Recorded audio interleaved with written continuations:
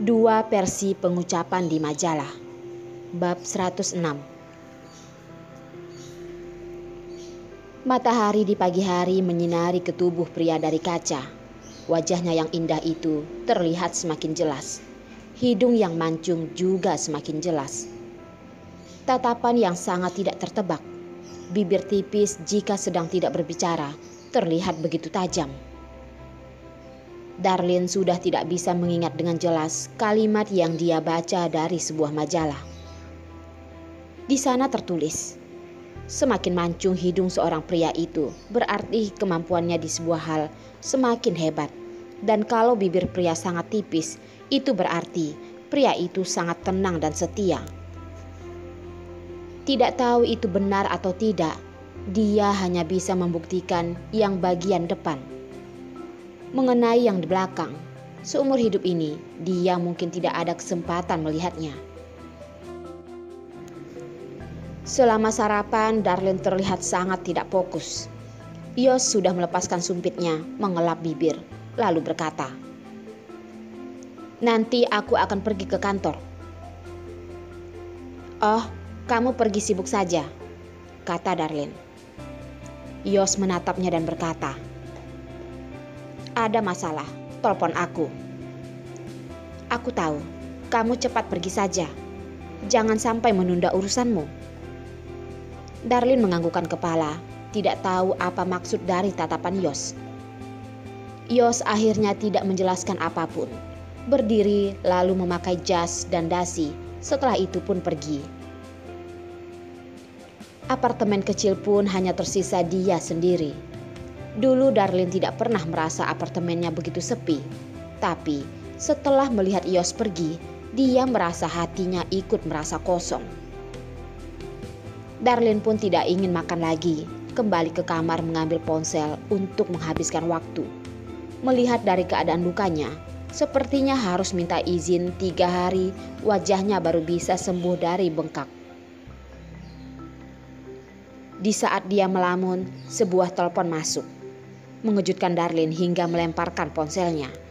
Melihat nama yang muncul, dia buru-buru mengangkatnya. "Halo?" Suara Perlina pun terdengar. "Halo kepalamu, kenapa semalam kamu tidak angkat telepon?" "Aku tidak tahu, semalam aku cepat tidur." Darlin dengan wajah tidak mengerti. Kalau ada telepon tak terjawab, barusan saat dia melihat ponsel seharusnya tahu. Tapi saat dia membuka ponsel, sama sekali tidak ada telepon tak terjawab. "Oh, aku sudah mengerti." Perlina menarik nada yang panjang, tertawa. Tidak angkat telepon tapi seseorang menolak teleponnya. Darlin pun bertanya, "Perlina, kamu sudah makan obat ya?" "Dasar, kamu yang salah makan obat." Perlina langsung kembali normal. "Apakah Yos si brengsek itu membantumu membereskan si keji itu?" Tatapan Darlin menggelap dengan jujur berkata, "Tidak." "Dasar, benar-benar menyia-nyiakan usahaku. Yos sebenarnya pria atau bukan sih? Wanita sendiri sudah dipukul sampai seperti itu. Dia bahkan tidak ada reaksi." Perlina merasa ada yang aneh. Semalam dia melihat Yos sudah hampir meledak. Kenapa setelah sampai di tempat Darlin malah mereda? Dia dengan suara kecil bertanya,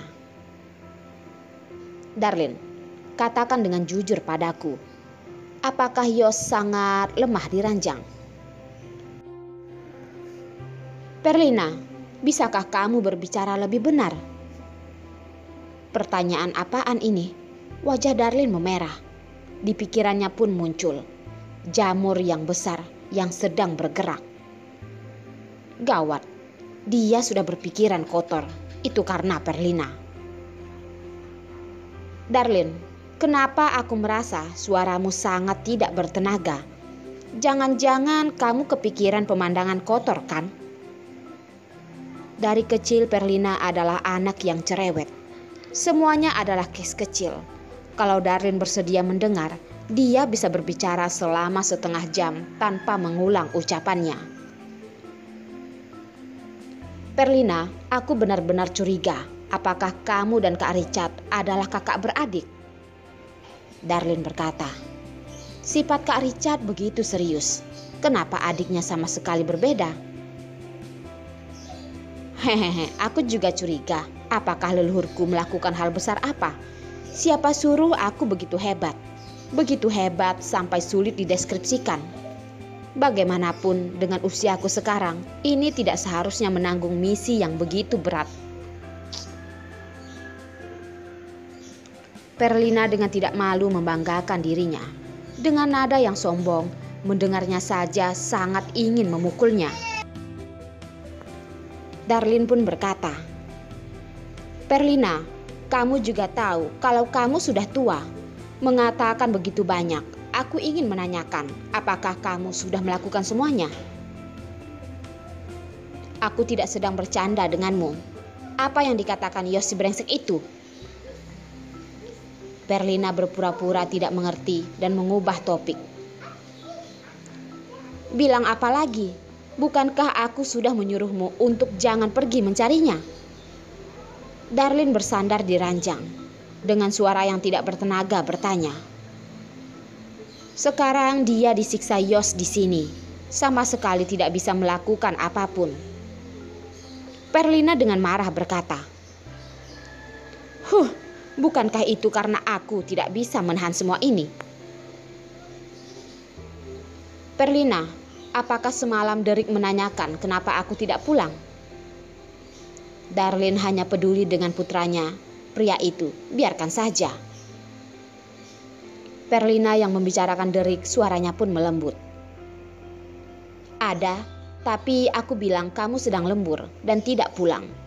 Walaupun dia sedikit kecewa, tapi suasana hatinya baik-baik saja. Darlin bisa membayangkan wajah kecil putih Derek yang kecewa. Dia juga sangat merindukannya. Tapi selama ini dia sepertinya tidak ada kesempatan lagi.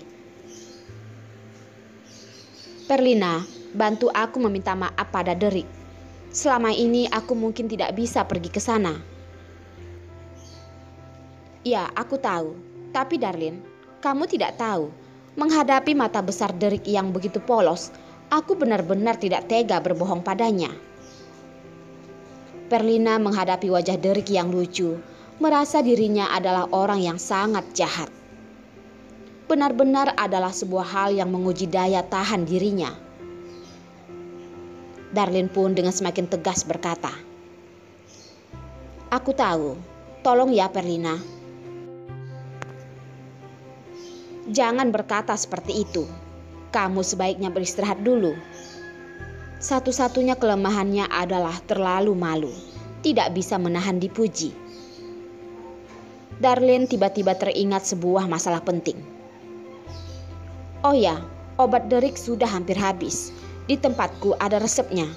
Nanti aku akan mengirimkannya padamu. Kamu bantu aku pergi mengambilnya di rumah sakit ya. Nanti aku akan langsung mengirimkan uangnya padamu. Kirimkan resepnya padaku saja. Derek juga adalah putraku. Kalau kamu mengatakan omong kosong seperti ini, aku tidak akan menghiraukanmu lagi. Perlina pura-pura marah. Baiklah, aku mengerti. Sudah ya. Darlin tersenyum menjawab. Aku tutup dulu. Selesai berkata, Perlina langsung menutup telepon. Semalam dia tidak mendapatkan jawaban yang dia inginkan dari mulut Jasper. Hari ini dia harus mengupas cangkangnya. Lihat, cangkangnya lebih keras atau tinjunya yang lebih keras.